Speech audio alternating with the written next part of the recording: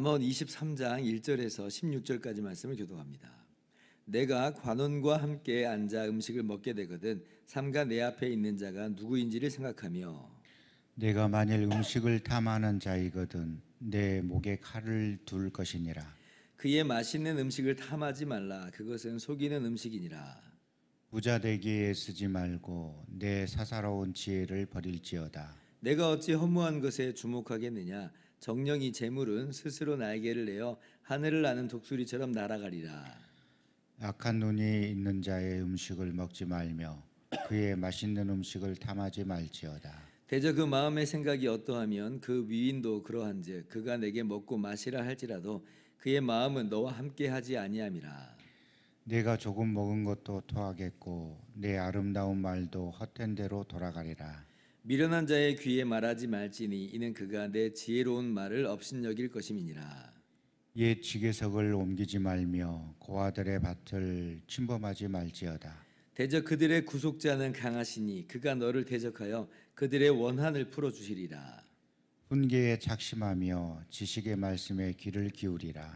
아이를 훈계하지 아니하려고 하지 말라. 채찍으로 그를 때릴지라도 그가 죽지 아니하리라. 내가 그를 채찍으로 때리면 그의 영혼을 소홀에서 구원하리라.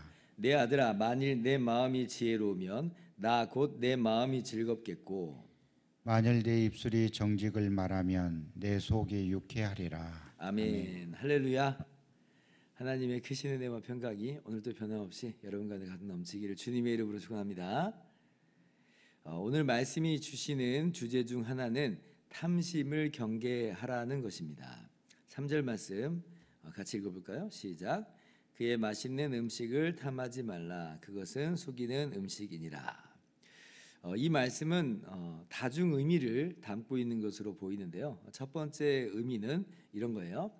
윗사람이 음식을 베풀었는데 그게 일종의 테스트 역할을 한다는 것입니다. 밥 먹는 모습을 보면서 아랫사람의 면면을 들여다본다는 거죠. 예를 들면 상을 잘 차려줬어요. 물론 잘 먹으라는 의미입니다. 그런데 잘 먹으라고 한 것을 어떤 사람은 그냥 나 혼자 먹는 것으로 맛있는 거 그냥 그거 혼자서 막 집어먹는, 예를 들면 소고기, 비싼 소고기를 굽고 있는데 그냥 옆 사람 생각도 안 하고 그냥 계속 막 혼자 맛있으니까 혼자 막 먹는 거예요. 그럼 윗사람이 어떤 생각을 하겠어요? 이 사람 뭐지? 라는 생각을 이제 하기 마련입니다. 이제 배려심이 없는 사람으로 이제 판단을 할 수 있는 거죠. 그래서 오늘 이 말씀이 사실은 저에게는 이렇게 항상 기억에 남는 말씀이에요. 왜냐하면 제가 먹는 걸 좋아하니까. 그래서 마음속에 지혜로 담고 막 먹지 말자. 좀 남기자. 이제 이러한 그 지혜로 어렸을 때부터 이렇게 생각을 했었던 말씀이었습니다. 또 이런 의미로도 해석을 할 수가 있습니다. 어떤 거냐면 윗사람이, 그 힘 있는 사람이 상을 잘 차려주고 또 맛있는 걸 사줍니다. 그런데 속내가 있는 거예요. 뭔가 부탁을 하려고 하는 거죠. 그러한 속내로 밥을 차려주고 먹으라 한다. 근데 이제 이때 그 속내를 알지 못하고 너무 잘 먹어버리잖아요. 그러면 어떻게 되냐면 정말 이건 아닌데 거절을 해야 되는데 거절을 쉽게 못합니다. 왜냐하면 먹은 게 있잖아요. 이미 먹어버렸는데 어떻게 해요?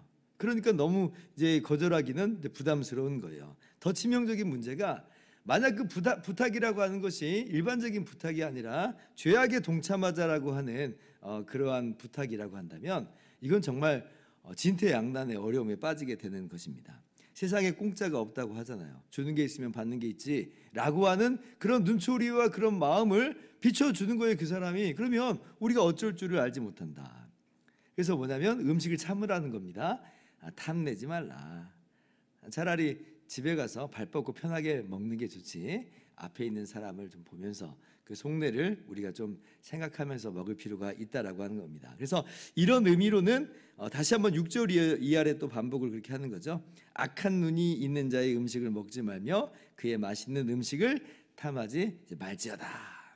그래서 준다고 막 먹지 말고 의도를 좀 파악할 수 있기를 바라고, 뭐 의도를 파악하지 못하더라도 적당히 절제하는 것이 지혜다라고 하는 것을 우리가 깨달아 알 수 있기를 바랍니다. 두 번째, 이제 탐심을 또 경계할 것으로 어떤 것을 이야기하냐면 돈을 사랑하지 말라. 라고 하는 것을 오늘 또 말씀 속에서 우리에게 교훈하여 주십니다. 4절 말씀이에요. 같이 한번 읽어볼까요? 시작. 부자 되기에 애쓰지 말고 내 사사로운 지혜를 버릴지어다. 부자 되기에 애쓰지 말아라. 그러니까 일종의 이것도 탐심이죠.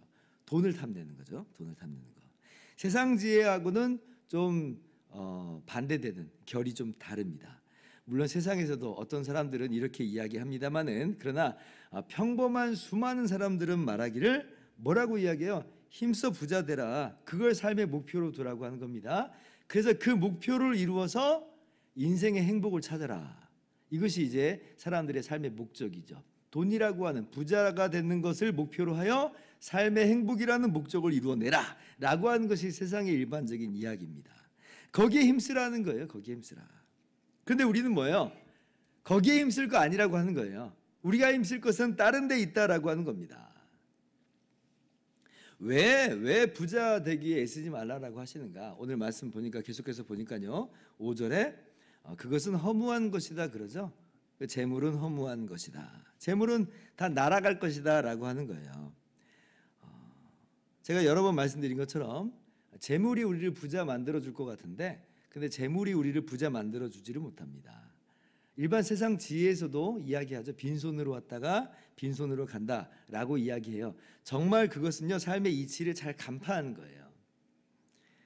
그래서 재물은 정말 우리를 부자로 만들어 줄 수 있는 것이 못 됩니다. 근데 이제 세상 지혜의 한계는 뭐예요? 빈손으로 왔다가 빈손으로 간다라고 하는 것은 잘 캐치했는데, 근데 뭘 못 보냐면 그 이유를 못 봐요. 그 다음을 못 보는 거예요.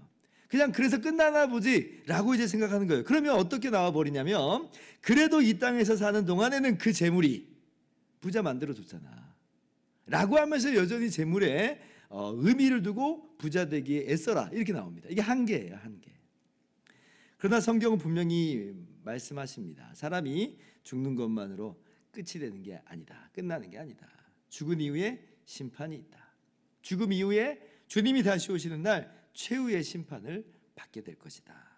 그리고 그때는 이 땅에서 우리가 쌓아두었던 재물이 아무런 의미가 될 수 없는 거예요. 아무런 힘이 되지 못해요. 오히려 그때 우리는 빈손이라고 하는 것을 더 절실하게 발견하게 됩니다.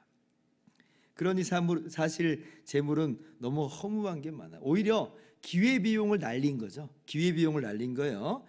정말 정작 힘써야 될 것은 따로 있는데, 근데 거기에 힘쓰지 못하고 재물을 얻는 것에만, 부자 되는 것에만 힘쓰는 바람에, 그래서 아무것도 못 얻게 됐잖아요. 기회비용을 상실하게 된 거예요.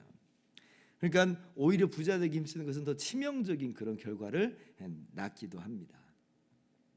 여러분, 진짜 부자 되는 것은 뭘까요? 진짜 부자 되는 방법은 우리의 힘과 우리의 노력으로는, 우리의 가진 것으로는 부자가 될 수 없음을 깨닫고, 우리의 가난함을 깨닫고, 우리의 죄악을 깨닫고, 오직 예수 그리스도만을 믿는 것, 주님만을 의지할 때에 바로 그것이 하나님의 영광스러운 자녀가 되는, 하나님 나라의 상속자가 되는 진짜 부자 되는 법이에요. 하나도 힘들지 않고 하나도 돈 들어가는 게 없어요. 우리의 가난함과 죄악을 깨닫고 오직 예수 그리스도를 나의 주와 구주로 믿으면, 영접하면 되는 거니까요. 정말 또 그리고 부자 되는 건 뭐예요? 그렇게 우리가 하나님 나라의 영광스러운 상속자요 자녀가 되었으니까 이제 하늘의 재물을 쌓는 거죠. 하늘의 재물에 쌓는 것은 뭐라고 이야기하세요? 우리에게 가진 것으로 나눠주고 베풀어주고 섬겨라. 그러면 하늘의 재물을 쌓는 것이다. 하나님 나라의 상급이 주어질 것이다 라고 하는 거예요. 우리가 정작 힘써야 될 부분은 이런 부분들이죠. 그런데 이제 이 땅에서 부자 되기 힘쓰는 사람들은 물론 이제 어때요? 정당한 방법으로도 부자 되기 힘쓰는데 이 탐욕이라는 게 굉장히 무섭습니다. 더 가면 물불을 가리지 않아요. 그러니까 정당한 방법으로 부자 되기를 넘어서 버립니다. 탐욕의 힘이 굉장히 강하거든요. 물불을 가리지 않아요. 10절에 보면 옛 지게석을 옮기지 말고 고아들의 밭을 침범하지 말라라고 하는데, 왜 이런 일이 벌어지겠어요? 그 탐심이 그 사람을 끌고 나가는 거거든요. 이스라엘 사회 속에서는 땅은 하나님의 것이었죠. 지금 내가 일시적으로 소유한 것뿐이지 본질적으로 하나님의 것이었어요. 가족별로 땅이 분배됐고, 그 여호수아 정복 때, 그리고 이제 50년이 지나면 내가 너무 삶이 어려워서 내 밭을 좀 팔았어요. 뭐 그런 일이 있을 수 있잖아요. 근데 50년이 지나면 희년이라고 다시 다 원주인으로 돌아갑니다. 그러니까 이러한 이제 구약의 배경이 있는데, 근데 옛 지계석을 옮긴다, 고아들의 밭을 침범한다는 것은 그렇게 안 하겠다는 거예요. 희년이 돼도 돌려보내지 않겠다는 겁니다. 이거 영원히 내 땅 하겠다는 거예요. 물불을 가리지 않는 거예요. 부자 되기에 힘쓰는 사람들의 오늘날 살아가는 사람도 마찬가지죠. 서슴지 않습니다. 어떤 것도 서슴지 않아요. 왜냐하면 가장 중요한 가치가 돈에 있기 때문에 그렇습니다. 그러면 재물이 허무한 거라고 그랬잖아요. 그럼 이 재물이 그러면 정말 부자 되기를 힘쓰는 그 사람에게 그런 만족을 주는가? 그러나 우리가 잘 알고 있죠. 재물이 만족을 주지 못해요. 허무합니다. 이것만 잡으면 내가 만족할 거야. 그 부자 되려고 힘쓰는 사람들이 모습들이 그런 거잖아요. 그런데 잡았어요. 근데 정말 그런 만족이 되느냐? 그렇지 못하다는 거예요. 잠깐의 만족은 주죠. 잠깐의 만족은 주는데, 그런데 이내 채워지지 않는 자기를 발견하면서 또 옆 사람을 보면서 더 다른 거, 더 많은 거, 더 좋은 거, 이걸 이제 더 구하러 드는 거예요. 그러니까 결국 재물이 만족을 주는가, 행복을 주는가? 그렇지 못하고 오히려 허무한 것이다. 그래서 디모데전서 6장 10절을 보면 돈을 사랑함이 일만하게 뿌리가 되나니 이것을 탐내는 자들은 미혹을 받아 믿음에서 떠나 많은 근심으로써 자기를 찔렀도다. 그러죠. 스스로 찌르는 그런 결과를 빚게 되는 것입니다. 오늘 말씀에 귀를 기울이실 수 있기를 바랍니다. 탐심을 버리고 예수 그리스도 안에서 참된 자족을, 우리가 부자 됐음을 깨닫고 자족감을 누리실 수 있기를 바랍니다. 그리고 우리에게 맡겨주신 그 일들은 감사함으로 최선을 다할 뿐이며, 우리는 세상 사람처럼 부자 되기 애쓰는 그런 절대절명의 목표를 갖고 살아가는 게 아니라 주님의 세상을 아름답게 갖고 가는 것으로 소명의식을 갖고 최선을 다하고, 또 그리고 우리에게 가진 것들로 또 흘려보내면서 그렇게 훈련하는, 탐욕을 끊어내는 그렇게 훈련을 또 할 수 있는 저와 여러분들 되기를 주님의 이름으로 축원합니다. 기도하겠습니다.